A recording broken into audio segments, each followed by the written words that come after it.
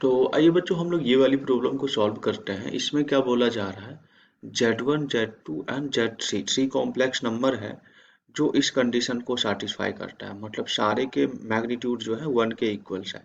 और second condition जो है ये कुछ ऐसा दिया हुआ है, इसको भी वो सेटिस्फाई करता है।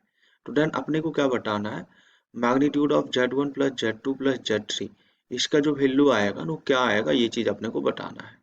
तो इस चीज को बताने के लिए ना यहाँ पे जो दो इन्फॉर्मेशन दिया हुआ है इन दोनों को हमें यूज करना होगा। तभी मैं इस इन्फॉर्मेशन को यूज करके इस पूरे चीज को सिंप्लीफाई करता हूँ। तो इस चीज को जैसे ही सिंप्लीफाई आप करोगे तो आपको कुछ ऐसा मिल जाएगा। आप सिंपली एलसीएम लो तो आपको कुछ ऐसा दिखेगा, Z1 का क्यूब प्लस Z2 का क्यूब प्लस Z3 का क्यूब और plus of Z1 Z2 Z3 हो जाएगा। ये कुछ ऐसा हो जाएगा। आप इतना पार्ट को ध्यान से देखोगे ना तो आपको कुछ फॉर्मूला याद आ रहा होगा, a cube plus b cube plus c cube का। तुम बोलोगे सर ये भूल चुका हूँ, अभी तो याद ही नहीं है। तो कोई बात नहीं, आपको मैं याद दिलाने के लिए ना इस चीज को मैं दोबारा लिख के आपको समझा रहा हूँ। तो देखो बच्चों, होता क्या है ना, a cube plus b cube plus c cube जब भी लिखा हुआ हो तो उसका ये फॉर्मूला होता है। ए प्लस बी यहाँ पे होता है और ये होता है, कुछ इस तरीके से आपको चीजें दिखेगी। इसी चीज को आप सिंप्लीफाई करके चाहो तो ऐसा लिख सकते हो। बाकी आपको मैं और अच्छे से याद दिलाना चाहूंगा, आपने ऐसा देखा होगा a plus b plus c जब जीरो होता है उस केस में a cube plus b cube plus c cube जो होता है ना वो 3 ABC के इक्वल हो जाता है। ये तो जरूर आपने देखा होगा। तो ये चीज ऐसा इसलिए होता है ना क्योंकि यहाँ पे जो ये पूरा वैल्यू है ना ये जीरो हो जाता है, यहाँ पे सिर्फ यही चीज बचता है। तो इस चीज को आप याद रखो अगर याद नहीं है तो। ठीक है।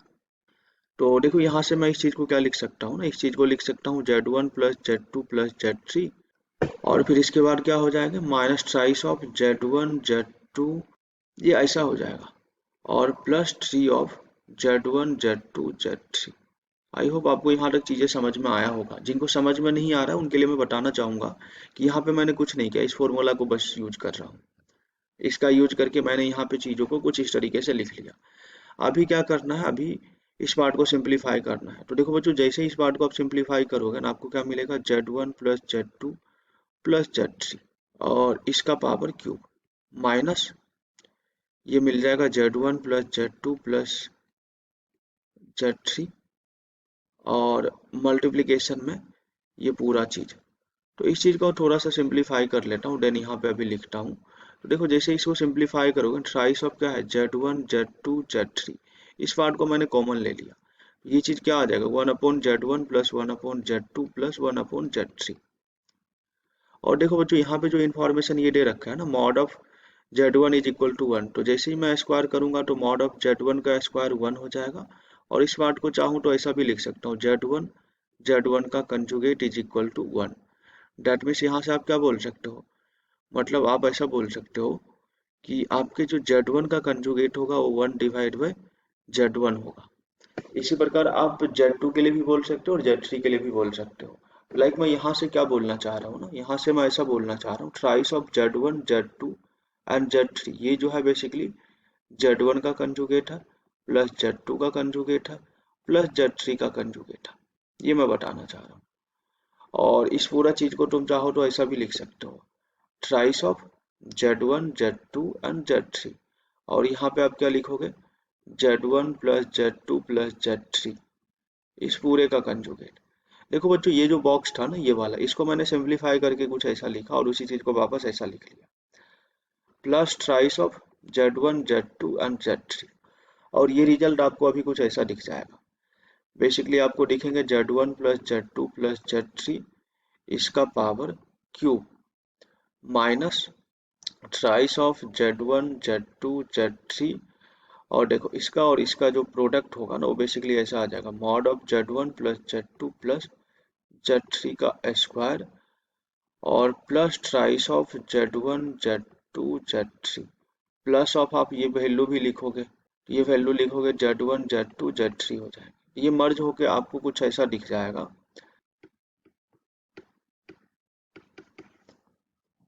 अभी आपको क्या करना है ना, आपको कुछ ऐसा लिखना है, Z1 plus Z2 plus Z3 इसका जो क्यूब है ना इसको इसी साइड आप रहने दो और बाकी बचे हुए पार्ट को राइट साइड लेके चल जाओ। तो ट्राइस ऑफ Z1 Z2 Z3 हो जाएंगे और यहाँ पे देखोगे तो Z1 देखो ये चीज जो है ना मॉड के साथ है, तब ऐसा लिखो mod of Z1 plus Z2 plus Z3 इसका स्क्वायर, और ये हो जाएगा minus of 4 Z1 Z2 Z3।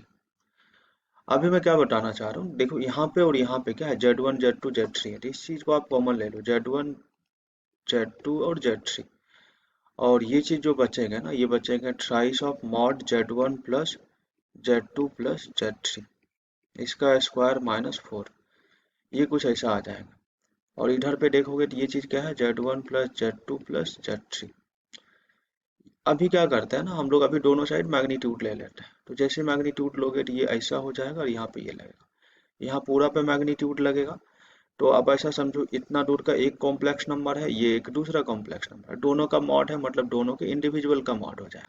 और आपको पता है कि इस पूरे का मैग्नीट्यूड वैल्यू क्या आ जाएगा, mod of Z1 multiplied by mod of Z2 multiplied by mod of Z3, तो ये चीज 1 हो जाएगी।